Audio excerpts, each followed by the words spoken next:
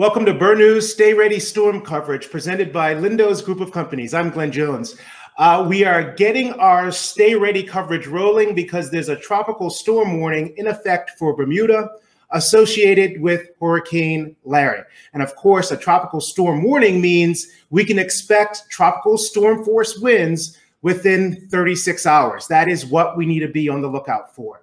Joining me now from the Bermuda Weather Service is Michelle Pitcher. She's the Deputy Director there. Michelle, thank you very much for joining us. Give us an idea of what you expect from Hurricane Larry as it makes that pass to our east. Hello, thank you for having me. Right now with the latest update that we had at 3 p.m. and the next one is expected at 6 p.m. But with the 3 p.m. update, we do expect Larry to be passing the island about 160 nautical miles to the east-northeast, around 12 to 1 p.m. on Thursday. Now, as of the 3 p.m. update, Hurricane Larry is 380 nautical miles to the east-southeast, and it is moving northwesterly at 11 knots. We do expect that by the time it is passing us on Thursday, our strongest winds are going to be 30 to 40 knots with gusts to 50 knots.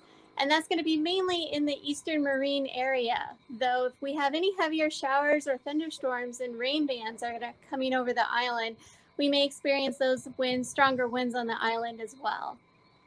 Now, when I look behind you right now, it was a pretty good day today. But I'm told for tomorrow, we can expect much what feels like a winter storm. Is that your assessment as well? Absolutely. This is going to be mainly a swell and wave event like we saw with Hurricane Teddy passing us last year. But again, we can't let our guard down completely because with our tropical storm warning, we are expecting the tropical storm force winds. And again, there can be little surprises in the rain bands. So we are preparing as if we are going to have just the low-level tropical storm force winds affecting the island, but that is absolutely similar to a winter gale. The difference, of course, is tropical storms and hurricanes can become a little bit more unpredictable than winter gales. So that's why we always advise caution. And on that point, with the rainfall, do you have an idea of how much we can expect during the duration of the storm? And do we have to worry about the pace in which the rain will fall for flooding and things like that? Rainfall is always the trickiest part of the forecast, especially for us here in Bermuda. We are a relatively small target in the Atlantic compared to other areas. We usually go with a general 1 to 3 inches, and normally we have light to moderate showers, but of course there could be isolated heavier showers or thunderstorms. And again, a lot of that is just what we call a nowcasting situation where we have to watch and wait and see what develops. Okay, so a heavy surf event, some winds like a winter storm, and 1 to 3 inches of rain. I guess that's what we need to look forward to tomorrow. Now, you talked about how difficult it can be to forecast rain and some of the other aspects of this storm.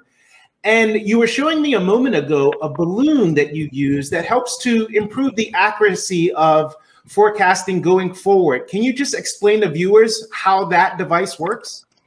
Yes, so you can see behind me, we have the weather balloon, and we attach this device called a radiosonde to the weather balloon. What it does is it takes measurements as it goes up into the atmosphere, tells us temperature, dew point, humidity, air pressure, wind speed, wind direction. All of that is very important information for the Weather Service forecasters. And then at times like this, with a hurricane coming on our doorstep, this information is important for the National Hurricane Center as well. We normally launch this balloon at 8:15 a.m. once a day, but now that we have Hurricane Larry approaching, the National Hurricane Center has requested increased balloon launches. So we're actually launching 1 balloon every 6 hours right now. This information, along with the aircraft data from the hurricane hunters that have been going into Hurricane Larry, all of this goes together to assist in bringing us the most accurate forecast possible. So I know you used that device during Hurricane Paulette. You were telling me a bit about that. Did you get back what you had hoped to from launching it during that storm? Absolutely. Bermuda has actually undergone the eye of a hurricane a few too many times in recent years. And for most of them, we've been able to actually launch a weather balloon in the eye of the hurricane. That's something that's really unusual because weather stations, even on land, aren't that closely spaced together. So you really have to be in the right place and the right time to be able to do that. And it's pretty valuable scientific data. Okay, Michelle, thank you very much. We'll be looking forward to the forecasts from you and your colleagues going into tomorrow as we all get ready for these potential tropical storm conditions throughout Thursday.